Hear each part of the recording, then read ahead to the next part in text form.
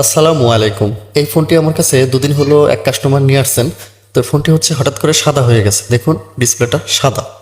তো আমার কাছে নতুন একটি ডিসপ্লে আছে, যে ডিসপ্লেটি আমি লাগানোর পর দেখতে পাচ্ছি যে সেটা দিয়েও সাদা আসে। এই যে দেখুন, এই ডিসপ্লেটা আমি খুলে ফেলবো। এখন খুলে ফেলে আমরা নতুন যে ডিসপ্লেটা আছে সেটা এখানে লাগাবো। তো এই নতুন ডিসপ্লেটা এখানে আমি লাগাচ্ছি। এবার আমরা ব্যাটারি কানেকশন দেবো আর অন করব। দেখুন, প্রথমে লেখা আসলো, ওটা দিয়েও লেখা আসে, যেটা সেটের সাথে ছিল সেটা দিয়েও লেখা আসে। দেখুন ফোনটা সাদা হয়ে গেল। তো এটা অরিজিনাল যে ডিসপ্লে সেটাও ভালো আছে, এবং এই নতুন ডিসপ্লেটাও ভালো। দেখুন এই যে লেখা আছে, এই যে ভাঙা ভাঙা হয়ে যায়, আবার আসে, আবার হ্যাং হয়ে যায় ফোনটা। দেখুন এই যে দেখতে পাচ্ছেন সাদা হচ্ছে, বিভিন্ন প্রবলেম করে, অর্থাৎ ডিসপ্লে জনিত সমস্যা, ডিসপ্লে সমস্যা করতেছে। তো আমরা নতুন ডিসপ্লেটা খুলবো, এবং এই ফোনটা আমি আমাদেরকে সুন্দর করে কাজ করে দেখানোর চেষ্টা করব যে কিভাবে এই সমস্যার সমাধান করা যায়। আর যেহেতু এটা একটা ফিচার ফোন, বাটন ফোন, তো যার কারণে অনেকে এই কাজগুলো করতে চান না, বাট 200-250 টাকা দিয়ে এই ফোনগুলো বিল করে আপনারা কাজ করতে পারেন। হাতের অভিজ্ঞতা বা অ্যাক্টিভিটি আরও বাড়বে। তো আমি চেক করে দেখি যে এখানে লাইনগুলো আছে কিনা। প্রথমে দেখি এটা গ্রাউন্ড লাইন ঠিক আছে, এরপরে পজিটিভ লাইনটাও ঠিক আছে, এটাও ঠিক আছে, এটা মোটামুটি লাইনগুলো ঠিক আছে। কিন্তু এটা সম্ভবত সিপিইউ থেকে সমস্যা, যেহেতু আমি বিগত সময় এ ধরনের ভিডিও 2018 সাল থেকে দিয়ে আসতেছি, আপনারা জানেন। তো এই ভিডিও দেখলে আপনারা বুঝতে পারবেন আসলে এটা সিপিইউ থেকে সমস্যাটা হচ্ছে।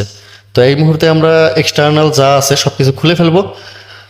দেন আমরা এটা পিসিবি স্ট্যান্ডের সাথে লাগিয়ে এই আইসির যে স্টেনসিল আছে, ঢাকনা আছে, সেটা খুলে ফেলবো।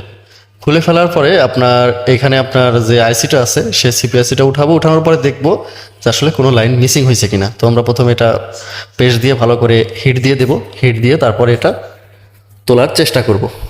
তো আস্তে আস্তে তোলার চেষ্টা করবেন, যেহেতু আপনার এমনি লাইন মিসিং থাকতে পারে, সেহেতু যদি আপনি একটু চারা আর একটু মানে চারা দেন বা একটু উঁচু নিচু করেন, তাহলে দেখা যাবে যে আরও দু একটা লাইন সাথে ছিঁড়ে দেওয়ার সম্ভাবনা থাকবে। পরবর্তী সময় ফোনটি আর আপনি চালুও করতে পারবেন না, এমন একটা পরিস্থিতি তৈরি হতে পারে। তো আমরা এখন এই সিপিইউটা এখান থেকে তুলে ফেলবো, রিমুভ করব। তো পেস্ট দিয়ে ভালো করে হিট দিবেন, মোটামুটি অনেকক্ষণ হিট দেওয়ার পর আস্তে করে টান দিবেন, উঠে আসবে। দেখুন এই যে দেখুন, এই যে উঠে আসলো। এবার দেখুন এই কর্নারে মোটামুটি 3-4টা লাইন উঠে গেছে। দেখুন এই যে বেশ কয়েকটা উঠছে, আমি মাইক্রোস্কোপ দিয়ে আপনাদেরকে দেখাবো। তো মাইক্রোস্কোপটা একটু ইয়ে করে নিই, সাইজ করে নিই। তো এবার আপনারা মাইক্রোস্কোপে দেখলেই বুঝতে পারবেন। তো আমি ভিডিওটা একটু স্কিপ করে দিলাম, কারণ অনেক লম্বা ভিডিও হচ্ছে, তো যার কারণে আপনাদেরকে একটু দেখানোর সুযোগ করে দিচ্ছি ভালো করে। দেখুন এখানে বেশ কিছু লাইন উঠে গেছে, কিন্তু এখানে 3টি লাইন আপনার মেন, এই যে দেখুন 3টি লাইন। এই 3টি লাইন এখন আমরা যে কাজটা করব সেটা হচ্ছে যে এখানে সোল্ডারিং যে ওয়্যার আছে, সোল্ডারিং সেই ওয়্যার দিয়ে এখানে আপনার সুন্দর করে লাগাবো। অর্থাৎ আপনার জাম্পারিং ওয়্যার, ঠিক আছে, জাম্পারিং ওয়্যার দিয়ে এখানে একটা একটা করে লাইন কেটে কেটে সুন্দর করে এখানে লাগিয়ে দেব। দেখুন এভাবে ঘুরিয়ে একটু বাঁকা করে ওটার সাথে আবার লাগিয়ে দেবেন। এতে করে কি হবে, হিট দেওয়ার পরে এই লাইনটা শক্ত হবে, এখান থেকে নড়াচড়া করবে না। কারণ আমরা আইসি লাগানোর সময় কিন্তু ধাক্কা দিই, ফলে আপনার এই লাইনটা সরে যেতে পারে। দেখুন আমি লাইন একটা লাগালাম, এখন দ্বিতীয় লাইনটা লাগাবো। অর্থাৎ এখানে অনেকগুলো লাইন উঠে গেছে, বাট সবগুলোই ফলস, মাত্র 3টা মেইন। তো মেইন 3টাই আমরা এখন লাগাবো। তো দ্বিতীয়টা আমরা লাগাচ্ছি। দেখুন মানে এখানে অল্প একটু করে রেখে আপনার আইসিটা লাগিয়ে দিলেই হয়ে যায়। বাটন মোবাইলে এত কষ্ট করার দরকার নাই। তারপরেও আসলে আমি কষ্ট করতেছি এই জন্য যে এই ফোনটা হচ্ছে আমাদের মসজিদের মুয়াজ্জিম সাহেবের। তো যার কারণে আসলে ফোনটি আমি একটু মনোযোগ সহকারে কাজ করার চেষ্টা করি, কারণ উনি আমাদেরকে 5 ওয়াক্ত নামাজের জন্য ডাকেন।